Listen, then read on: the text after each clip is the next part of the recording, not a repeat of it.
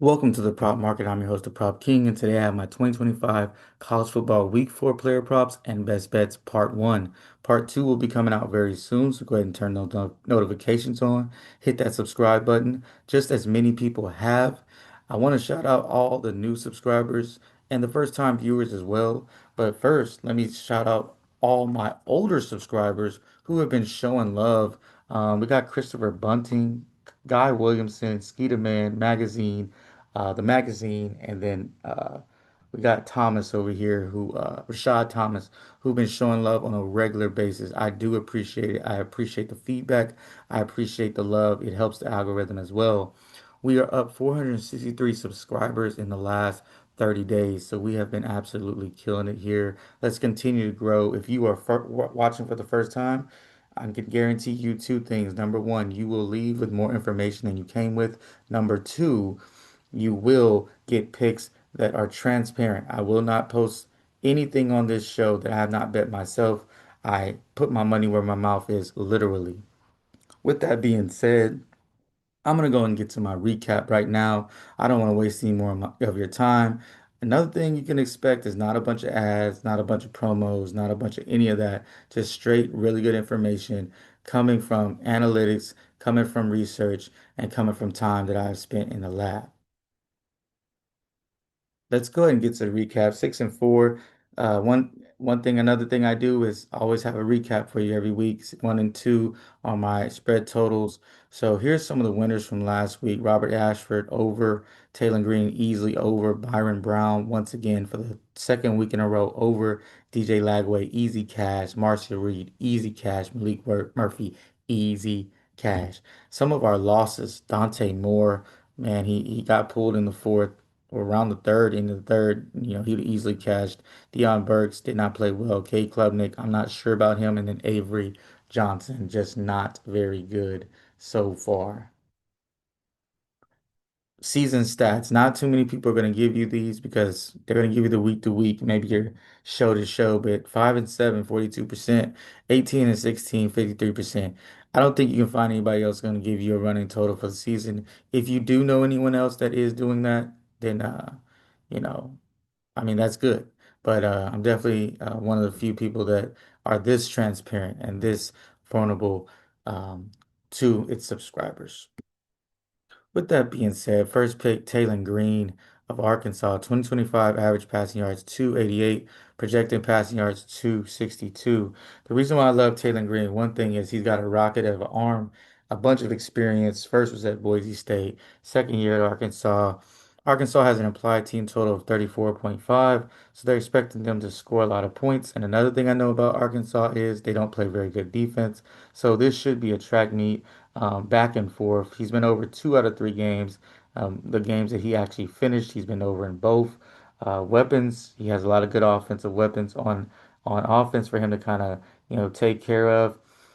They have not faced Memphis has not faced anybody like Arkansas. So even though their defense looks pretty good right now, I don't think it's going to look good after this week because this guy is definitely going to take advantage of some holes in their secondary. Give me the over 255.5 passing yards for Taylor Green. Next guy is Jackson Arnold of Auburn, a return to Oklahoma, where he was at last year. 205, 2025 average pass plus rush yards 231, projected 240. He's been over in both games that he completed this year. So every game that he's played all 4 quarters, he's been over. Looked really good in the Baylor game. We had it over. He cashed. Here's a guy who can really just run and throw. He's a dual threat, true dual threat guy. 5-star Gatorade Player of the Year type guy. So, all the accolades that you would want out of high school, he had them. On top of that, Oklahoma's defense has looked great this season. I think it's time for a little bit of a chink in their armor this week. Look for him to kind of get a lot of opportunities. He's going back home. 5-point road dog. So a positive script. I think he may be behind. Force him to throw the football to some of his really strong weapons. He's getting a starting receiver back this week. I absolutely love his over 226.5 pass plus rush yards for Jackson Arnold.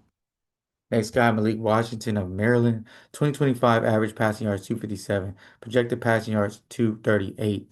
He has cleared this number in all three games. This guy is coming in as a true freshman and has set Maryland on fire. He has been great so far. 50-point discount, 50-yard discount from his average, which is a huge thing. Wisconsin will be able to stop the run for Maryland, so that's going to force him to throw. Ty Simpson is just coming off a game where he threw for 382 yards versus Wisconsin.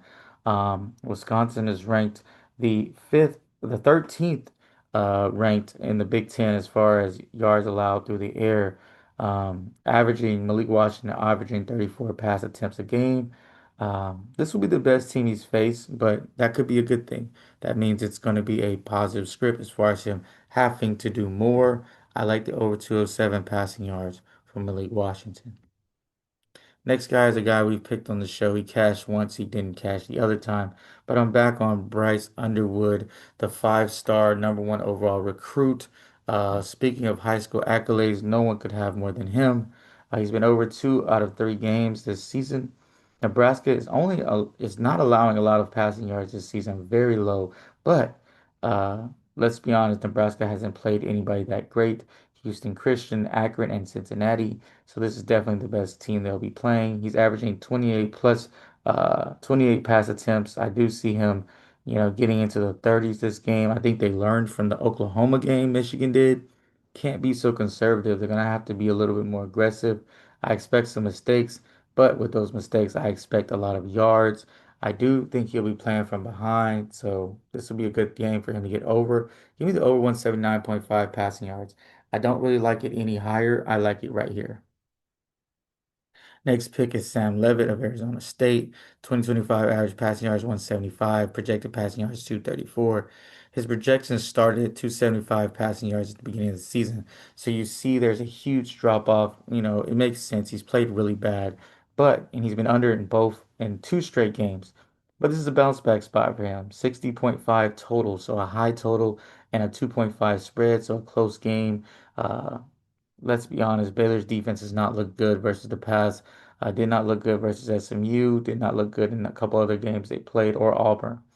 Really good wide receivers for Arizona State. So Sam Levitt's got to start unlocking those guys.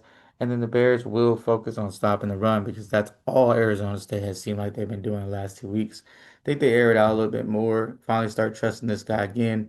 Maybe he wore off whatever's in his head. Give him over 209.5 passing yards. For a guy that was at 275 at the beginning of the season, this is a huge discount. Next guy, Aiden Childs of Michigan State, another quarterback that was very highly touted coming out of high school. He bounced around Oregon State. Now he's at Michigan State. Playing, a defense that's ranked fourth to the last in the Big Ten, fourth last in the Big Ten as far as passing defense. USC has never, recently has not been known as a very good defensive team under Lincoln Riley. They're giving up a lot of passing yards. Set the total set at 55, so high total, and then big the underdogs. I like to bet those type of quarterbacks because they're expecting points, but he's also going to be behind, which is going to force him to throw the ball a little bit more over two out of three games this year as well. I absolutely love this number. Give me his over 213 passing yards. I like it here. I don't like it too much higher. Next guy, DJ Lagway. Average passing yards, rushing yards is 219 for the season. I got him projected at 243. This is a must win for Florida and a very important game for Lagway. The walls are closing in on these guys. He's got a boatload of talent, but he also had a boatload of interceptions last game. I look for him to shore that up. And one way to get rid of some interceptions is just taking off and using your legs. And I think he's going to do that this season, this game. He's going to unlock his legs, kind of let himself go.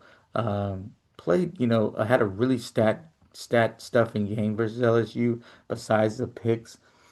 I like this number. I feel like it's gotten way too low. His passing yards was about this a couple weeks ago. So give me the over 234 pass plus rush yards for DJ Lagway. And now for my best bet. I'm not going to spend a lot of time on it. I'm going to have a couple more for on part two. But Florida versus Miami. Give me Florida plus 11. This team is not as bad as people think. They're a double digit dog in this game. I don't see it happening. Earlier in August, this line was set at 4. I get it. Florida's look bad. Miami's look good. But let's not get too in front of ourselves. That's why people lose money. They get too emotional. This is a game Florida's going to wake up for. It's a must win for Florida. It's an important win for Miami, but it's a must win for Florida. Give me Florida plus 11. Quick recap. We got Taylor Green over 255 passing yards, Sam Levitt over 209 passing yards, Jackson Arnold over 226 pass plus rush yards, Bryce Underwood over 179 passing yards, Malik Washington over 207 passing yards, DJ Lagway over 234 pass plus rush yards, and then Aiden Childs over 213 passing yards. If you enjoyed the video, you know what to do. Hit that subscribe button. I appreciate all the likes and comments. Continue to help me grow. I will have part two coming out very soon, so make sure you turn those notifications on so you do not miss out on some great content. I also have NFL picks on the channel, so go check that out for week 3 of the NFL. I have picks, but I hope you enjoyed this show. I enjoyed making it, and like I always say, keep what you like, leave what you don't, and let's cash.